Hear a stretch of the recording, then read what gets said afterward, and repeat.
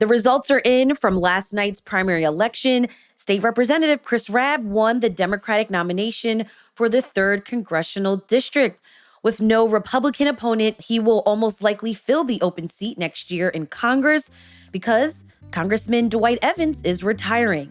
So what does this victory mean for Philly, for Democrats, and what's the next big campaign we need to pay attention to? It's Wednesday, May 20th. I'm Trenae Nuri, and we're talking politics.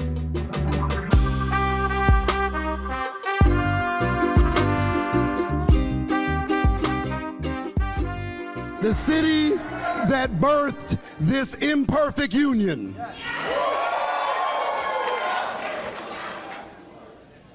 has shown a bright light that it's the many over the moneyed.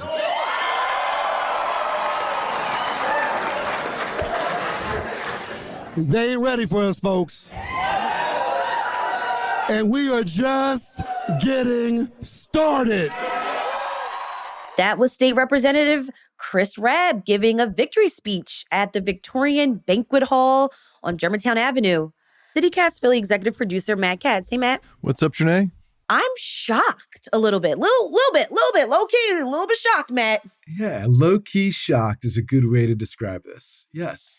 Good morning to our listeners. We are staying up Tuesday night watching the results come in as State Representative Chris Rabb has won the Democratic nomination for this 3rd Congressional District. So many takeaways, but one, like first, Matt, it was hot in there.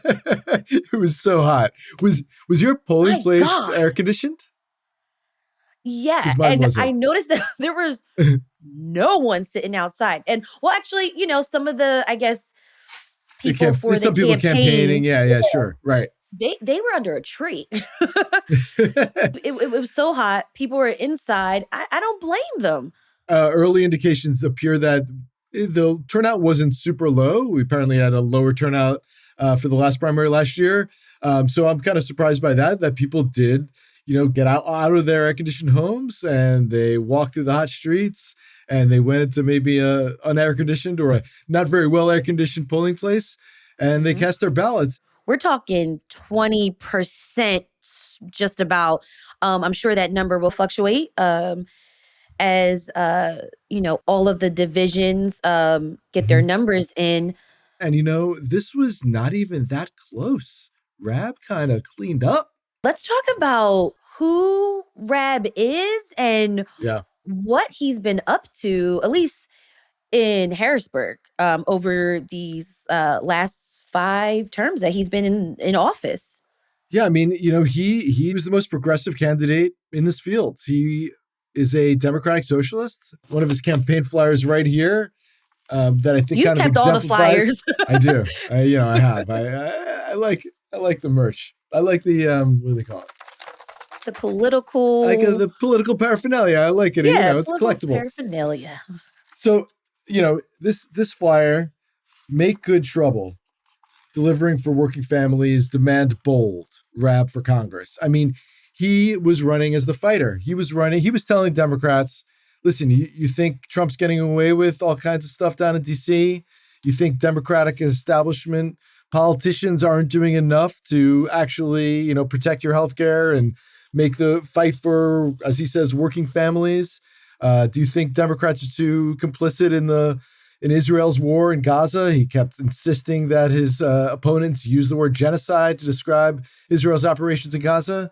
And it worked. It worked. I mean, he knew what people wanted, and he got some pretty significant support from stars on the progressive left. I mean, AOC was here, came to Philly to rally with him. He appealed to very online young people by getting controversial streamer Hassan Piker to come down here and support him. And I think that signaled to at least a large enough part of the Democratic voting base that he was the most left person in the race. And that's what people apparently wanted. Right. You said the establishment, right? And that means elected officials who've been in office for, a long time, well-connected to the Democratic Party. And I mean, this race also was very interesting, Matt, because it was the candidates were very close in terms of like policy and issues, right? For sure. And splitting it three ways was kind of challenging, I would say, for voters. Because you're like, well, that candidate said something similar to what this candidate said. Totally. But then in the last couple of weeks and days, the guns went blazing. And the differences really came out of who is who's friends with whom. And I want to highlight candidate State Senator Sharif Street, for example, who came in third place, it looks like. Yeah.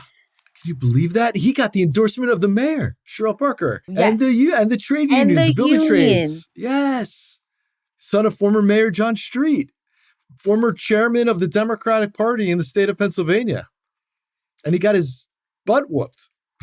I was at a forum where he spoke, and he really emphasized he never left the hood. Like he's like a part of the community.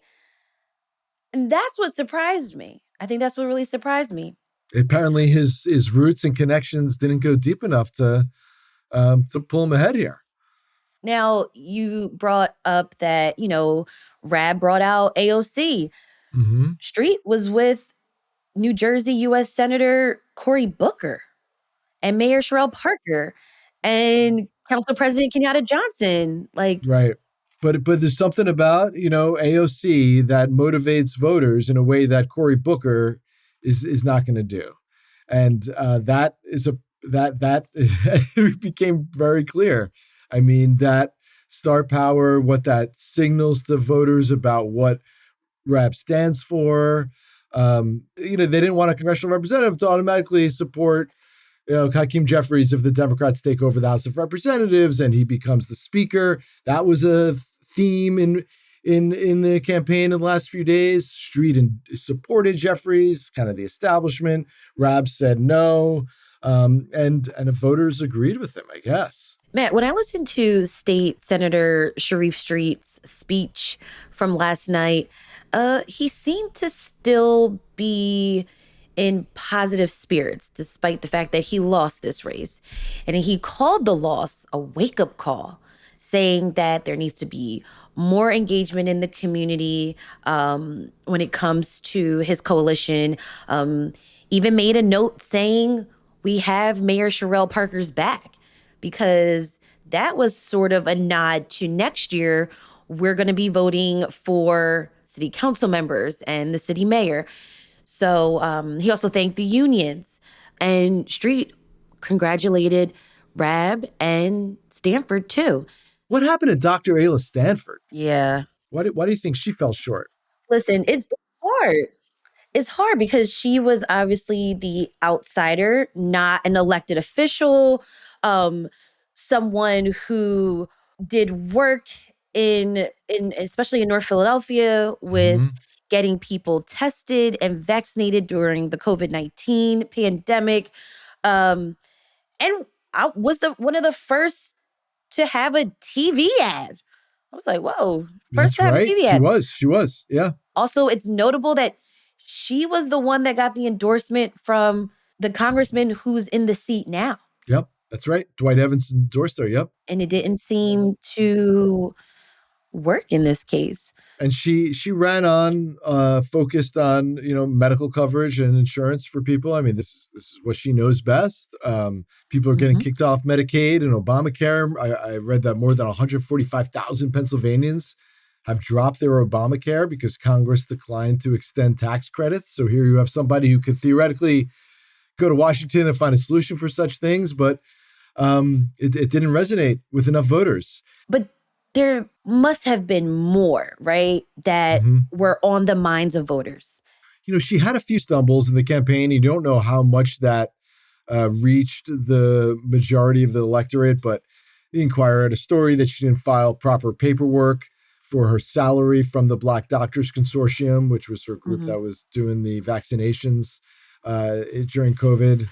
And she did explain that it was amended There was another case where she wasn't able to answer a question about what she would replace ICE with. She said she wanted to abolish ICE, as did all the candidates in the field. But then she was asked by our friend Lauren Make over at NBC 10, well, what would you replace ICE with? And she couldn't really answer that question. So that got a lot of attention online. That video circulated.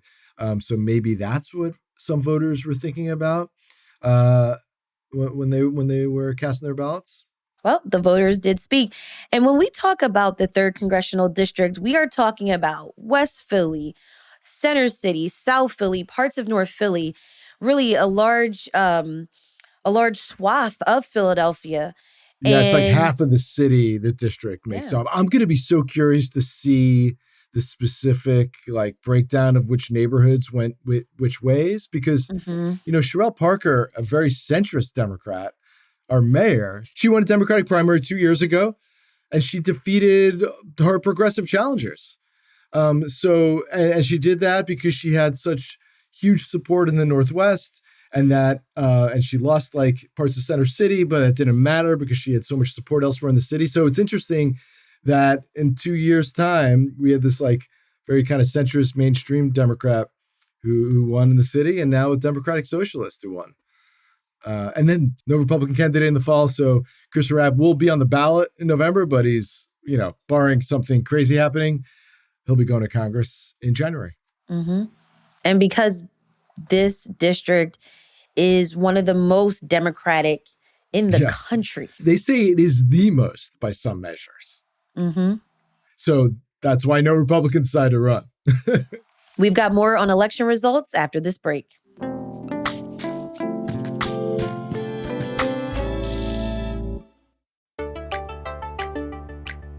As America turns 250, let's explore a bold question together in the city where it started.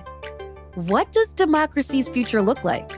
TED Democracy Philadelphia Founding Futures is a can't-miss event featuring more than 15 brand new TED Talks centered around the past, present, and future of modern democracy. So on Saturday, June 13th, at the Kimmel Center for the Performing Arts in Philadelphia, is a day designed to challenge your perspective, spark your imagination, and inspire you to take action. Ticket prices start at just $26. Use the exclusive promo code CityCastPhilly for 15% off tickets. Learn more and buy tickets at visitphilly.com/TED2026.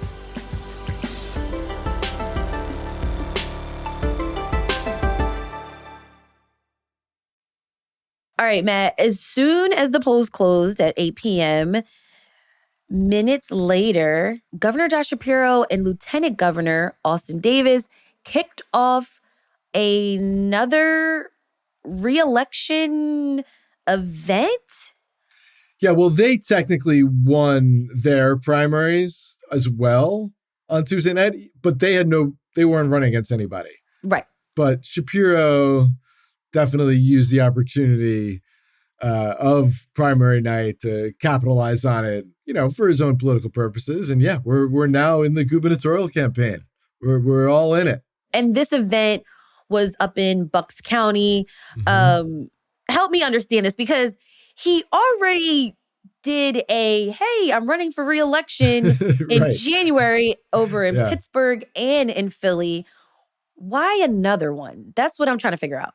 Yeah, so he wins the nomination for re-election. He's going to face Stacy Garrity, the state treasurer, in the fall. Mm-hmm. You did a show just a few weeks ago about what this race is going to look like. With Spotlight PA. Yeah, that's right. And I think he did kind of a high-profile event on Tuesday night, even though his campaign was already underway for several reasons. First, he wanted to boost Democrats, particularly this Democrat who's trying to unseat a Republican congressman in Bucks County. The congressman there is Brian Fitzpatrick. The Democrat's name is Bob Harvey. And Shapiro, wants to show that if he wins in November, he also has coattails, that other people down ballot, like this Democratic candidate for a Republican congressional seat, can win also. Like that would indicate that Shapiro is so popular that people are so excited to come out to vote for him that even a Democratic challenger to a Republican congressman can also win in November. So he was out there boosting the Democratic candidate who's in that race. He was also using the opportunity to bash President Trump, criticizing him for the war in Iran and high gas prices. He said the values that we hold dear are being squandered by our president and his band of enablers hell-bent on injecting chaos, cruelty, and corruption into our daily lives. So that statement, all of that keeps him in the conversation for the Democratic nomination for president in 2028. He kept linking the country in Pennsylvania. He said, right here in our Commonwealth, we have the power to rein in the chaos, cruelty, and corruption and chart a better path for our Commonwealth and our country. So he's really trying to I'm running for re-election for governor, but I'm also, flirting with this idea of running for president. So I think that was also what was going on in Shapiro showing up in Bucks County and, criticizing Trump on a big election night for Democrats. Also, what has been huge in this gubernatorial race is the money, money, money. Shapiro has had the ability to get donors with money, okay? And in comparison, as of early May, he's been able to raise $38 million. Garrity had a fundraiser back in March at Mar-a-Lago. That's Trump's property. And she's been able to have other campaign events. 2.8 million. Huge difference there. Wow. You know what that means when we're watching Eagles in September and October, we're just going to see Shapiro Lots of over ads. and over and over again. Lots and of then ads. once every, maybe once during a game, we'll see Garrity, but that's going to be a lot of Shapiro, apparently. And you're going to get new paraphernalia. Oh, yeah, I got the new political paraphernalia. So let's get into more what are the issues that Democrats are talking about? Yeah, I mean, they're going to be, and Shapiro's going to be running against Trump and his, counting on his unpopularity. I mean, and that goes to the war in Iran. Gas prices. Inflation and ice raids in our community. Yeah, exactly. Oh, wait. Jinx. What are the chances we said the same What phrase? are the chances? And, all that gives Shapiro a lot to talk about. And he's still pretty popular based on polling in the state. So he's in good position. The vulnerabilities for him, of course, is that Garrity's going to say he's just using you, Pennsylvanians, as a launching pad to get into the Oval Office. And he's going to say he just cares about his own political ambition and not about you. And then she has another. I think Garrity knows that it's an uphill battle to unseat the incumbent. Oh, for sure. 100%. Yeah. I mean, and Shapiro has a couple of unique vulnerabilities.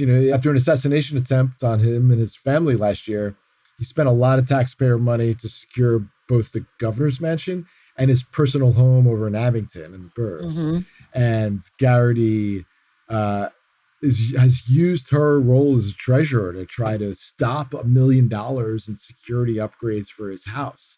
And she's saying, he's unfairly raiding the state coffers in that way. So that's going to be an interesting point of attack. Shapiro, of course, is going to say, listen, we live in divisive times, and I was attacked as a politician, as a Jewish American, and I need to be able to protect myself and my family.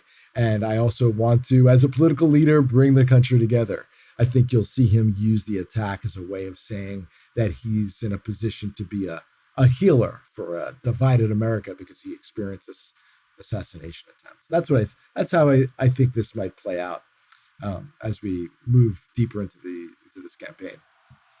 There are also a handful of contested Democratic primaries in the state Senate and the state House. So you can check out those results in the newsletter in the coming days.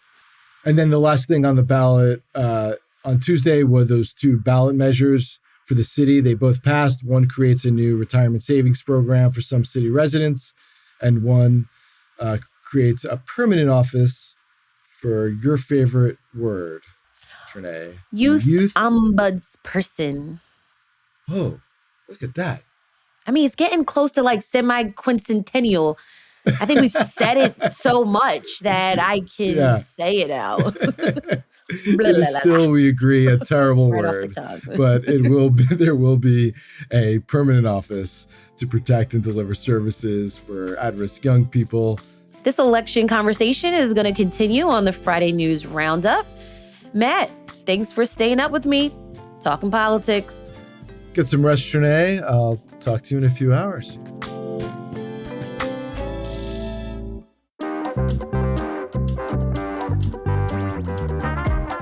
That's all for today here on CityCast Philly.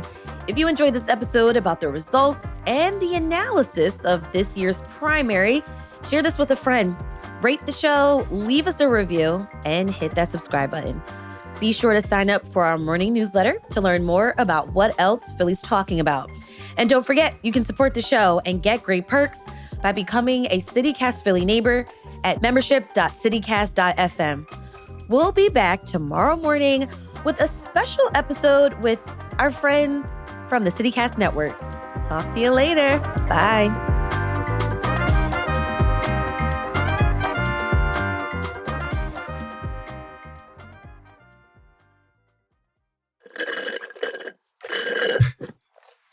That's the last of the coffee. Now I'm going to be up to 3. I know, right?